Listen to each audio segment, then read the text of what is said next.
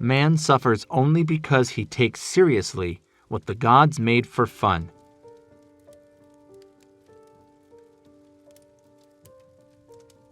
The moon does not fight. It attacks no one. It does not worry. It does not try to crush others.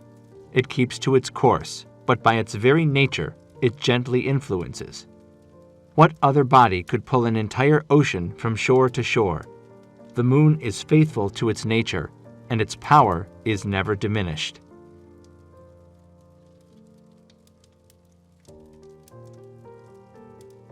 Do you really want to be happy?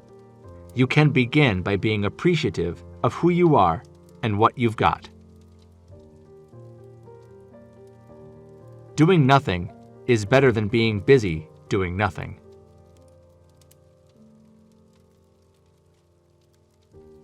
Vulnerability is the only authentic state.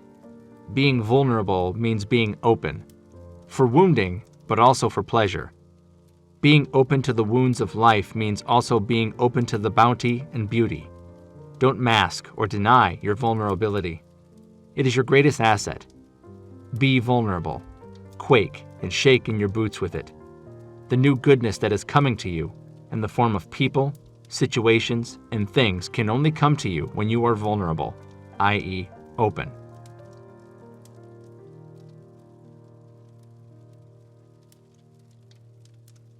Trying to understand is like straining through muddy water. Have the patience to wait. Be still and allow the mud to settle. You must let what happens happen. Everything must be equal in your eyes, good and evil, beautiful and ugly, foolish and wise. To bear and not to own. To act and not lay claim. To do the work and let it go. For just letting it go is what makes it stay. Those who don't know how to suffer are the worst off.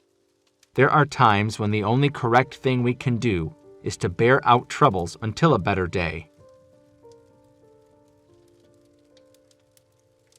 Shape clay into a vessel. It is the space within that makes it useful. Cut doors and windows for a room. It is the holes which make it useful. Therefore, benefit comes from what is there. Usefulness from what is not there.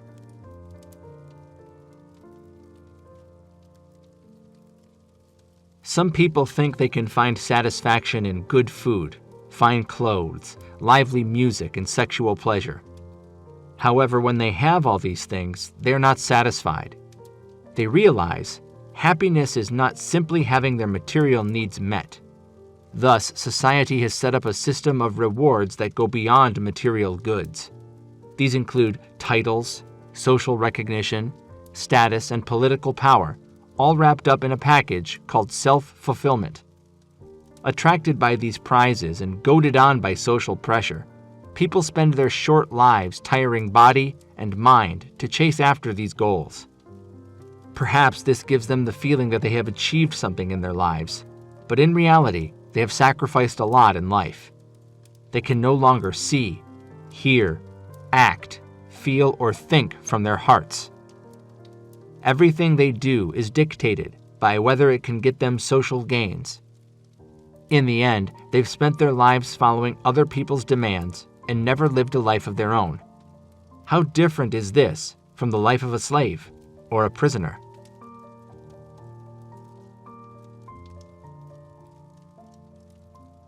If a man is crossing a river and an empty boat collides with his own skiff, even though he be a bad-tempered man, he will not become very angry. But if he sees a man in the boat, he will shout at him to steer clear. If the shout is not heard, he will shout again, and yet again, and begin cursing. And all because there is somebody in the boat. Yet if the boat were empty, he would not be shouting, and not angry. If you can empty your own boat crossing the river of the world, no one will oppose you. No one will seek to harm you. Who can free himself from achievement and from fame, descend and be lost amid the masses of men? He will flow like Tao, unseen. He will go about like life itself with no name, and no home. Simple is he, without distinction. To all appearances, he is a fool. His steps leave no trace. He has no power. He achieves nothing, has no reputation. Since he judges no one judges him. Such is the perfect man. His boat is empty.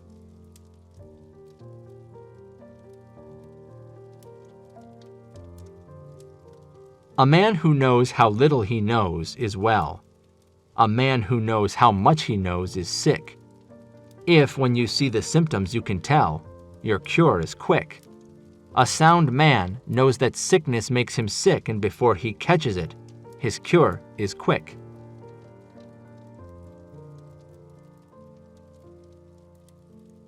The honey doesn't taste so good once it is being eaten. The goal doesn't mean so much once it is reached. The reward is not so rewarding once it has been given. If we add up all the rewards in our lives, we won't have very much. But if we add up the spaces between the rewards, we'll come up with quite a bit. And if we add up the rewards and the spaces, then we'll have everything, every minute of the time that we spent.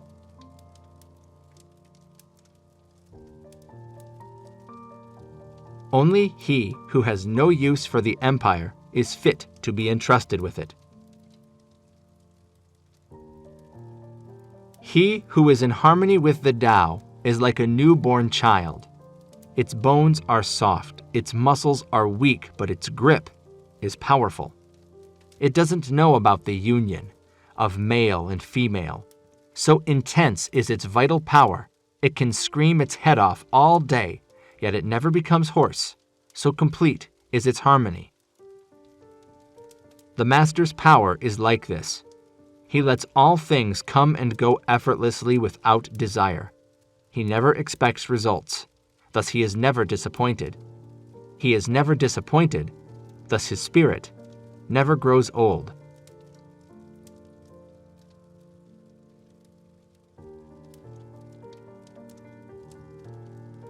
Hey guys, thanks for watching.